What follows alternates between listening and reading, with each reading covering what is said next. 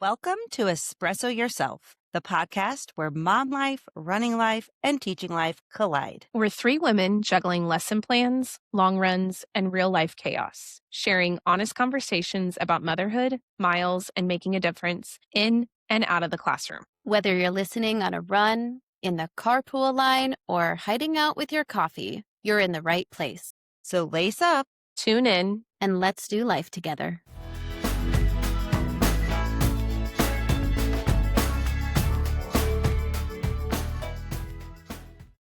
welcome back to Espresso Yourself. This week, we are going to be catching up on life and what is happening. And I know our big conversation is probably going to revolve around weather. We have all experienced some different weather changes this week and what is coming this week in our future. I have changed my scenery for today because lovely Indiana, we've got some beautiful snow. And I know some of that is making its way down to Texas. So, Katie, tell us about the weather for you guys and just the change and the shock. So Thursday, we were literally sitting at 70 degrees. Friday, it was like 65. And within 24 hours, 36 hours, we're now at 34 degrees outside. So we made a 40-degree drop. And in the process, snow and ice fell in North Texas. We had this weird phenomena that happened this morning because we had like another band of storms coming through while it was like close to freezing called thunder sleet.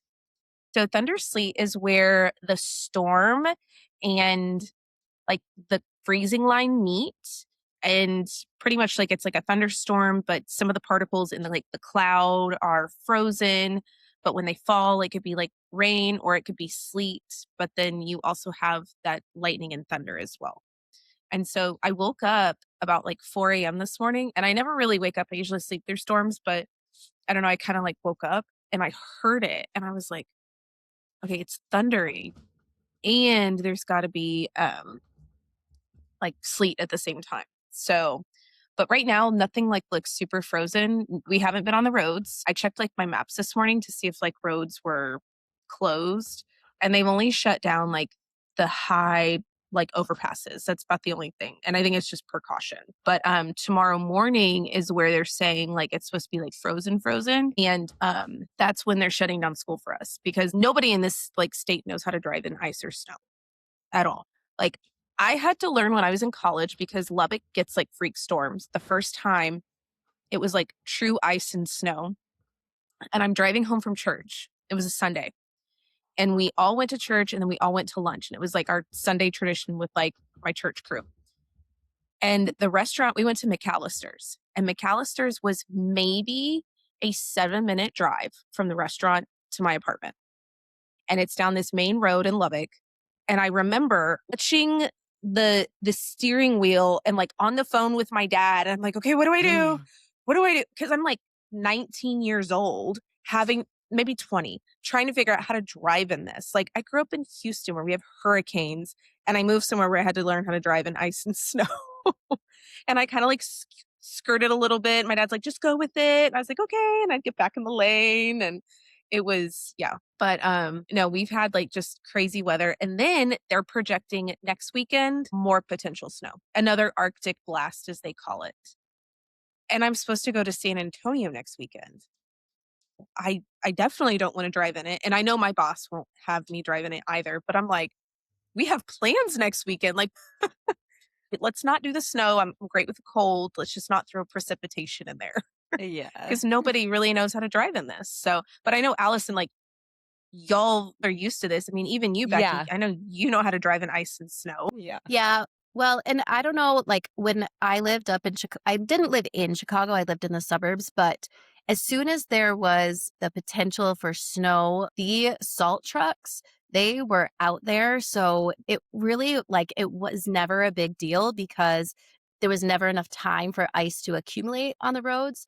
And but we have the infrastructure, right? Like we had right, Allison, you have it Yeah. too. They have all the salt and you're prepared for it. Which is why I had to laugh this week when we were texting each other all of like our weather updates. And Katie's like, it's 30 here. I'm like, we're in the negatives. But also in my mind, I'm like, yeah, 30 to them with snow is extreme, where 30 for us is like, just another day in the winter.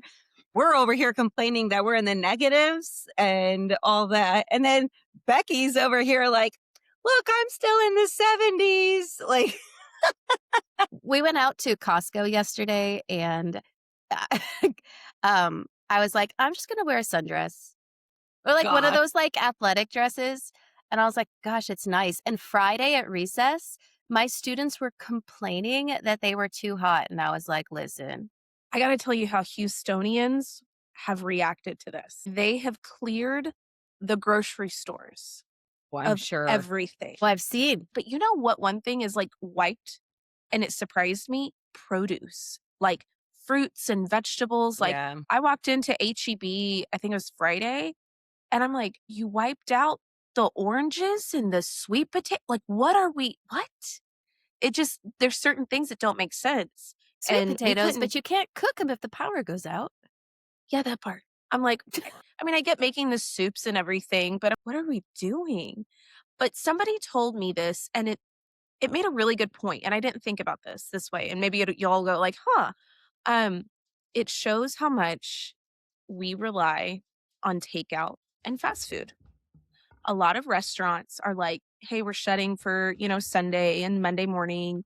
And it just shows how much people rely on it. So maybe that's why they bought out all the bread and the fruit and just Mm-hmm. to us, I'm like, why are you buying all this stuff? But like, I was just trying to grocery shop for what I needed for a normal, like, I'm treating it like a normal day. Like, we're eating our normal stuff. Yeah, we're making a soup just because it's cold, but like, nothing, Yeah. we're not acting crazy. Yeah. People panic. They're like, we're not going to Oh be my able to get gosh, to they the were grocery panic buying store. for sure. Lines Yeah. wrapped around the building. And then it just makes those that are just going grocery shopping because they actually need groceries miserable. Because you Was get the people that go horrible. out there and they're buying surplus because they're paranoid. And then you've got the families that just truly need the groceries. Like they have nothing at home. They need stuff and they can't find it because everybody's out overbuying because they're in panic mode. It's like people do that during hurricanes too. Yeah. They're- Natural disaster. It's and our power for sure goes out during hurricanes. There's just no way around it. But I saw a lot of people, they're buying milk, eggs, and it's like that stuff goes bad. Why are you buying the stuff that goes bad? I could see produce because you don't need power for that. And you don't need to cook it and like all that stuff. So I thought that was pretty smart. But the milk, the eggs, like I, I don't understand. But I'm curious to see what happens this week with you guys because it's a lot. That's a lot for places that don't normally handle it. And it's happening like all over the country too. I saw in the Carolinas and in Tennessee and all these places. I have a friend who works in Tennessee and she's out Monday and Tuesday. We haven't closed yet, but I foresee we'll have something. On Friday when we were off, they called that on Thursday because I was out sick on Thursday, and they called that like right at the end of the day on Thursday. So I was like, sweet, because I was miserable Thursday, miserable. And then I'm like, great, we don't have school tomorrow. My two coworkers, they were already going to be gone on Friday. So we Zoom with our kids. Like we have what's called remote learning versus e-learning. So we typically Zoom for 2.5 hours, like live teach, and then the kids go work on something while we stay on the Zoom. But now that we do our switches in 4th grade, we like get on with our class to do a community circle, and then we send them off to get on to the Zoom for their reading teacher. So like kids from those other classes have to get on my Zoom. We do our reading, and then we send them back to their original class for writing time. And then after writing time, we send them off to their math teacher. We've done this twice now. The first time we did it, it was rough because we had so many technology issues. And I'm sitting here trying to live teach and be tech support. Like, can't do it. On Friday, I sent a message out to my parents and I said, if you have any technical issues, try this, this, and this. Or I gave them our tech support's email. I can't live teach and troubleshoot getting you on. It's just impossible. But because our 2 teachers, one was out for a funeral and the other was taking her keys to literacy test, so they were already planned to be gone on Friday. So they had to post a module, but they just posted a video and an activity since they couldn't live teach. So it was so confusing for some of our kids because that was 2 teachers out of the 4 of us. So like, okay, I get on Zoom and then I go do this module and then I get back on Zoom and then I go Zoom with this teacher because he's here. Like both of my teachers are gone. So I do these assignments. Do I Zoom? Do I not? And it was fine. We were successful. Like we made it work. But it's just like the way I was feeling Thursday, I felt that way all through the night. Luckily, I woke up feeling much better, just a migraine. I'm like, oh, do I just post a module too? It would just be easier, but we made it work. My son didn't have to do live teaching either because his teacher was not available because her son was sick. So she posted a module. So that was a little bit easier, me trying to teach live while he was just doing a module versus having to try to navigate live. I'm also trying to manage my 2 children at home and live teach, but it was better than the first time we did it. It's like just Xenon, girl of the Yeah. 21st century. Yeah. Isn't that like, doesn't that track so well? Yeah. It's, I don't know. My Yeah. husband said, because we were talking with our friends from Chicago Friday night, and um, she's 71 or something, and he is 62. Like, but they're our best friends from church, and like, Yeah. whatever. We love them. So, anyhow, my point in saying that is that she was talking about her daughter, who's a teacher, who had an e learning day, but her granddaughters had just a snow day. And it's like, well, I don't, my brain is like, well, I don't see why they couldn't have just done it. Now they need to make that day up. Why couldn't Mhm. they have just done an e learning day? So he said that the school districts, each school district has to have a plan with the state and they have to get that plan okayed by the state in order to have those e learning days or remote days or, whatever they're going to be. So if the school district doesn't have that plan, they can't do it, turns into a snow day, but then they have to tack it on to the end of the year, which Yeah.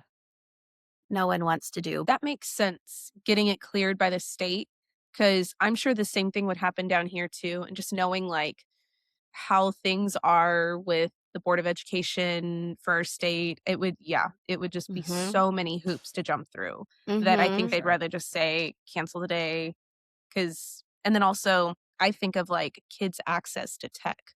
Like, parts of my district are very low socioeconomic, and so we know for a fact they probably don't have laptops at home, and so we'd have to provide it, so Yeah, and I even saw some principals post on social media saying, "I'm here at school today." Like, it was Thursday or Friday, and they were like, "I'm in teachers' classrooms so teachers can get packets Yeah. ready for the kids because if they don't have that technology resource for the kids to bring home their laptops, Mhm.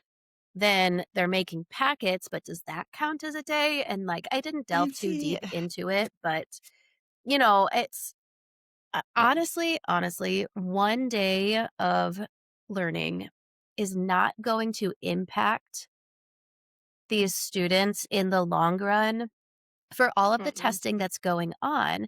And I don't know, like, I didn't feel this in Illinois, because I just didn't feel the pressure of all the testing with the school grade. They just never talked about it. But down here, once testing is over, like, it's kind of a free for all. So tacking that day on at the end of the year doesn't really make a difference because the Mm-mm. testing stays when the testing stays. And at that point, like, we're not babysitters, but you're just babysitting them because you have to be in school for that day.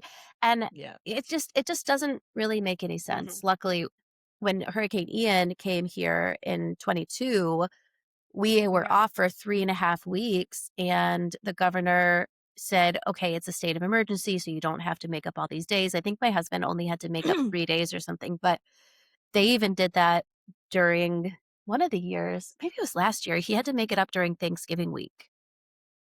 So they like We made had it up. something super similar when, Harvey came, because Mhm. Harvey came, like, the first 3 weeks of school, and a lot of us had 10 to 14 days off. So almost like 2 weeks off Hmm. because there was just so much, just like it destroyed so much of the city and people didn't, couldn't even, their house wasn't even functioning or, their house got destroyed.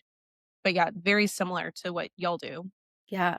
So thankfully, there has been no hurricanes in 25. So hopefully I, that'll stay for 26. But somebody asked me that who moved here. I guess one of my new transplant friends, they were like, hey, so we've heard like when it gets really cold like this, you'll get hurricanes. And we're like, and so I went over and like knocked on wood and I was like, well, we didn't have any last summer. So we're going to hope that this summer we don't have any.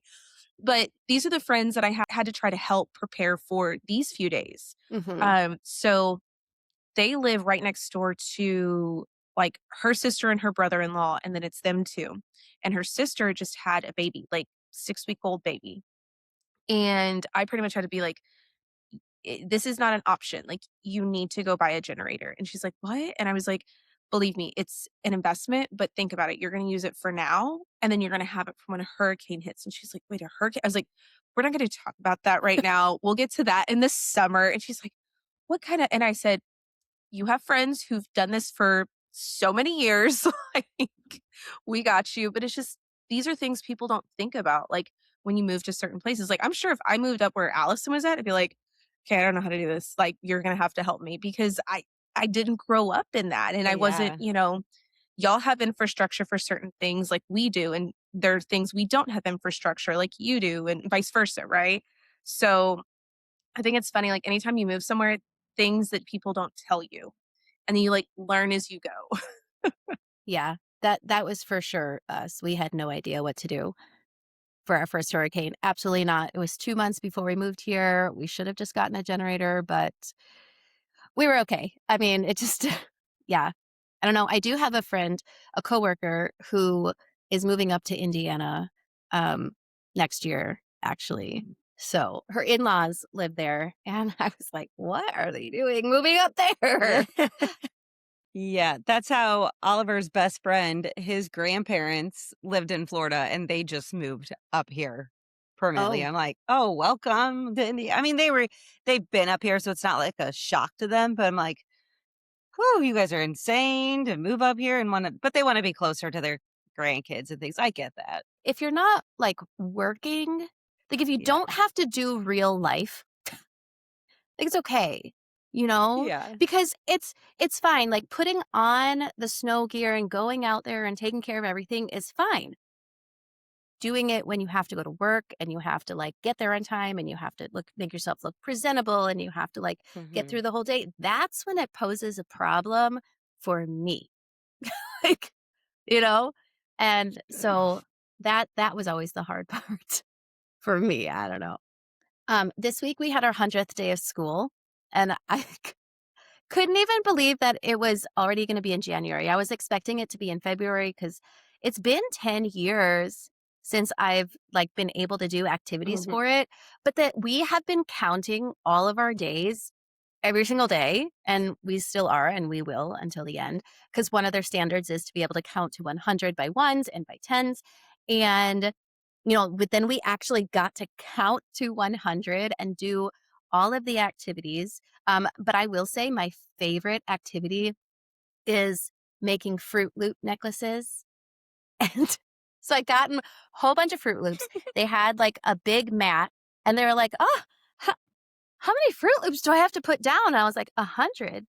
I said, "There's 100 on here?" And I said, "Yeah." So I gave them a little bag of Fruit Loops and they like placed it all down. I said, "Okay, now I'm going to give you string.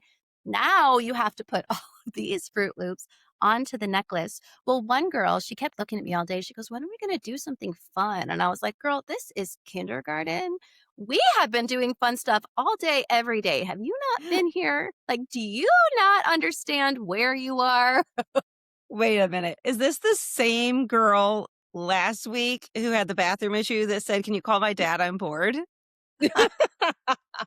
it's it's not. But I now look at that girl. She's like, "Ah, I miss my dad." I'm like, "Okay, but we're here now." And she goes, "I want to go home." And I said, "No, no, not happening." And she's been having fun every day since. But no, this is another girl. She's academically this girl that was like, "Are we gonna do anything fun?" Academically, she could be in 1st grade, but, like, socially, she's very much in kindergarten, so I'm sure in her brain it's really hard because she's bored with all the stuff that we're Yeah. learning, but, like, still, like, holds tight to all of those things that she wants to do in kindergarten, um, but then I appeased her because on Friday, she's like, "Well, are we gonna do any of those activities again?" I was like what?" She goes, "Well, I wanna make another necklace." And I was like, "Well, okay, during Fun Friday, we can make another necklace." So I let her do that, and she was very happy. And she's the girl where, like, everything has to be rainbow, everything has to be, like you know what I mean? It's really cute because you don't often see that, but she's very much like her necklace had to be the rainbow through and through, and when she didn't have enough colors that first day, she's like, "Can I have some more? Because the pattern" and I was like, "Okay, sure, go ahead. I can't ruin the pattern for you. I'm trying to teach other kids what a pattern is, and you are just, like, so far beyond that." So, we had a lot of fun. The kids made their shirts. I designed my own shirt, like, on Canva, and I had to make some student council shirts, which one of our students designed. So, I put that on Canva too, and then I sent those images off to, like, a DTF transfer. You know, they have like tons of sites on that. Like you see it all the time. Um, and so I sent it off to Ninja Transfers and I was like, this shirt is so fun and you only get to wear it once a year. But I was like, I'm going to design it. And I haven't gotten to do that in a while because we don't celebrate the 100th day of school in the older grades. So it was a lot of fun. And then parents can write in and be like, oh, this teacher is great. They did so much for my student. And I've seen it. This is my 4th year in the district. But one parent wrote in about me, and I was like, oh, it was really sweet. I don't know who it was. I can take a guess, but like, it just was so nice to be like, they do appreciate me. it's so it was a good week.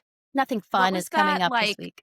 award or like recognition? I saw you got it, like you tagged it on, you reposted it on Facebook.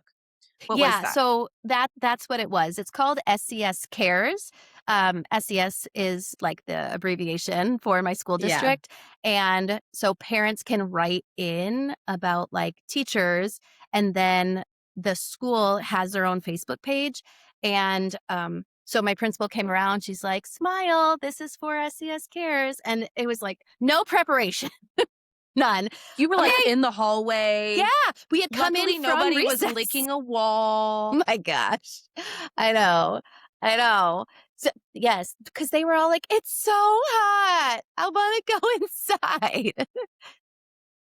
So, she's like, "Okay, smile," and then she walked away. And then it was posted. "Okay, thanks. Thanks for the warning. Alright." Hair may have So, not been fixed. It may have been one of those days where it was like, meh. it definitely was. I was wearing joggers and my 100-day T-shirt, and that was it. That's what we went with. So that's it. That and I made sourdough cinnamon rolls yesterday. It was so good. And then I made extra so that I could put it in the freezer so that on like school mornings they could just defrost and the kids could eat them. And they worked out well. Now I'm going to make I don't know if you could call it a flavor. Can you call like savory things a flavor? I Mhm. don't know. Okay, so then I'm gonna make like a jalapeno cheddar um sourdough today or something like that. I don't That know. sounds amazing. Yeah. I saw one this morning where they did a strawberry pistachio. Ooh, And I said, that one looked really good. that So sounds really maybe good. put that one on like your maybe list of like things you could Yeah. do. But I saw that and I said, ooh, okay. Yeah, that's gonna have to be something. I just needed something for like a meal prep. I say quick meal prep, even though making sourdough is not quick, but It's a I just hobby. it is a hobby and slowly becoming an obsession, and I gave my mother-in-law some starter last night. So, I don't know. We'll see what she does with it too. But I'm excited to experiment more and just figure out what else I can do with it. I would love to make like a s'mores sourdough or like like Like a something dessert type like of. that. Yeah. Mhm. But I need something for our lunches. So I thought a pepperoni pizza one sounded good too. Or even like I'm sure you could do like a veggie pizza one. Like that just sounds so good. You I know, love these we talk things. about the sourdough making, and this is also when I wish we lived closer because all of that sounds really amazing, and I would take a starter. But we talk about this Right? like winter storm and all these people going and buying out the bread. Just have a sourdough starter. Like Exactly. nobody needs to go to the grocery store to get bread when you got sourdough. Mhm. Honestly, you can make so much even with the discard so you don't have to wait as long, and which is how I made the cinnamon rolls. It if you bake all this stuff and then it just keeps. And it doesn't keep for very long because it's fresh, but Yeah, you don't really but need it's it for so that good. long because your storms are not lasting like weeks. So, No. And then you mentioning like pizza, because I think I've dabbled in like when I did bread once, because I know I did a jalapeno cheddar once, and I feel like I've done a pizza. But I don't know. Do you guys have parlor donuts around you guys anywhere? Yes. Mhm. Okay. I've heard of it, but we Well, don't have it. because we just got one this year in Fort Wayne, just down the road from where I work. They just released 6 new flavors. They're pizza flavors. We got like a pepperoni. They have buffalo chicken. Like their donut, but their donut isn't like a Yeah. true donut. They seem very interesting. I'm not sure I would like it, but I would definitely try them. Like I told my son, I'm like, maybe like get it and cut it in half and try it. But they're expensive donuts. I'm like, I don't want to Yes. spend $5 on a pizza donut that ends up disgusting. They need to just give out samples. But I thought that was really interesting. Pizza donuts. You don't often hear of savory donuts. No. Yeah. No. But you know what I kinda think of? I think of kolaches. Do y'all I have don't know what that is. kolaches? Uh-uh. Okay. So, Texas thing. This is a Texas thing. Let me go ahead and look that up. So, it started in really it's like a German type of think of like pigs in a blanket, but Yeah. of course Texans have to like elevate it, right? And so you put different things in the bread or you like put different things on top of the bread. So there's like fruit kolaches, so there's sweet kolaches and there's savory kolaches. And so we have a place here called the Kolache Shop or the Kolache Factory. So they're two different kolache places. And pretty much like they put egg or bacon or sausage and cheese. Um, but there's one that me and my husband absolutely love at Kolache Factory, and it's the pepperoni. And they pretty much like put pepperoni and cheese in the kolache. So it's like this big, like surrounded by like bread and dough, and then you put like the pizza sauce, pepperoni, and cheese in it. And that one's like Kind of like one a of our calzone favorites. And not as big though. ish. Like think like Okay. smaller, about this big. But we have them all the time down here. Kolaches are like a staple. So when you take bulk breakfast anywhere, instead of just donuts, you take donuts and kolaches and there's all these flavors, right? But yes, it's huge down here. And even so, like when I went to college in Lubbock, it wasn't even big up there either. So, like, there's certain parts of Texas it didn't quite reach. Now it's like all over Texas. Um, but they're really good. So they do savory and sweet. The sweet ones, they'll sometimes do like cream cheese on top or cream cheese and fruit, cream cheese and Nutella. But Becky, did you see like pictures of it? I did. Oh, yeah. Yeah. Oh, yeah. They kind of look like a cinnamon roll, unless I'm looking up the wrong thing. So they Yeah, look different. They don't all look the same. Like the sweet ones are kind of Oh, like I see. open face. And yeah, then they look more like Danishes. Yeah. yeah, so like the sweet ones look more like a Danish, and then the savory ones are like bread encompassing whatever you want to put in it, right? And then they can also be like long and skinny, especially if it's like the sausage one, Mhm. which is kind of like pigs in the blanket Yeah. thought behind it. But Yeah, you had to so look there up is the a Kolache factory. That's what I just yes, went to. Yeah. that's our favorite. And so that's where we'll go and get like all sorts of flavors of kolaches. And yeah, no, it's really good. So when y'all talk about that, I kind of was like, oh, kolache factory. And then I thought of the pepperoni one because that's one of our favorites. Well, I'm Yeah. going to test it out and then I'm going to report back next week because I usually try to bake twice a week. So Yes. You can make your Yeah. own kolaches. I can make my You own could. kolaches. And those would be Yeah. great for quick, easy breakfasts, right? If you have it and you Yes. just pop it in and Sounds Because like you a could plan easily to just me. scramble some eggs or do some Mhm. eggs and sausage, eggs and bacon, throw it in there, freeze it, and then, or like cook it, freeze it, and then just warm it up in the mornings. Mhm.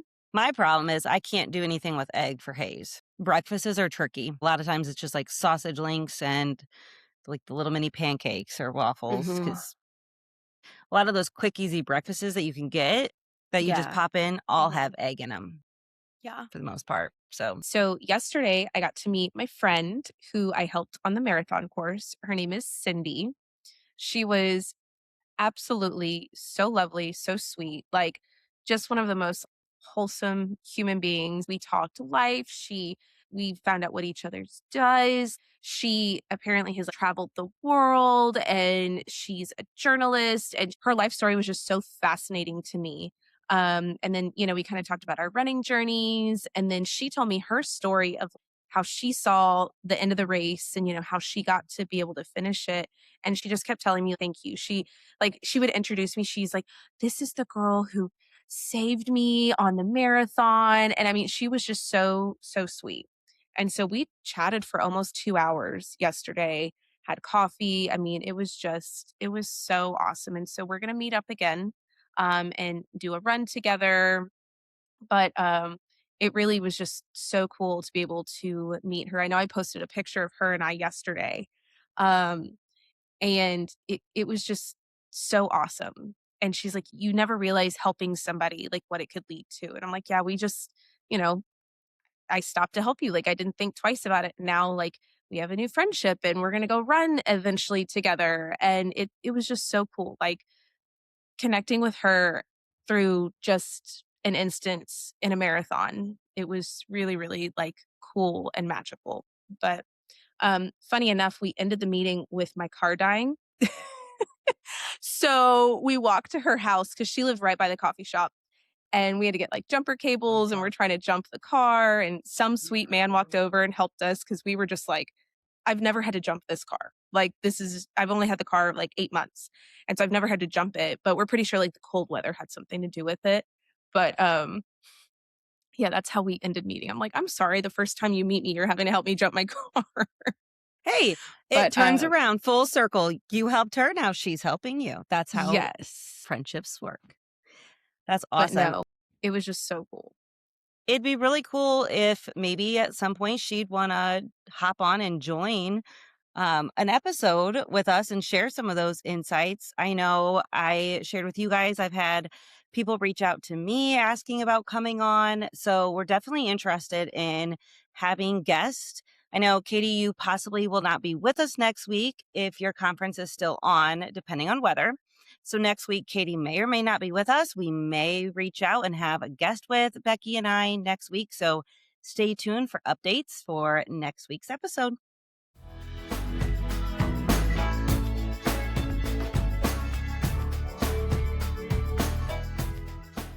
Thanks for sipping and sharing a moment with us today. We can't wait to keep showing up with you each week. Messy, caffeinated, and real. And if you like what you heard, we'd be so grateful if you'd follow, subscribe, or share this with your teacher bestie, mom group chat, or training partner, or all three. It helps more people find our little corner of chaos and connection. Make sure to hit follow so you don't miss next week's episode. And don't forget to connect with us on Instagram at Espresso Yourself Podcast. Tell us what resonated, share your own stories, what topics you want us to cover, or just come say hi. Until next time, keep showing up. Keep giving yourself grace. And espresso yourself. One sip at a time.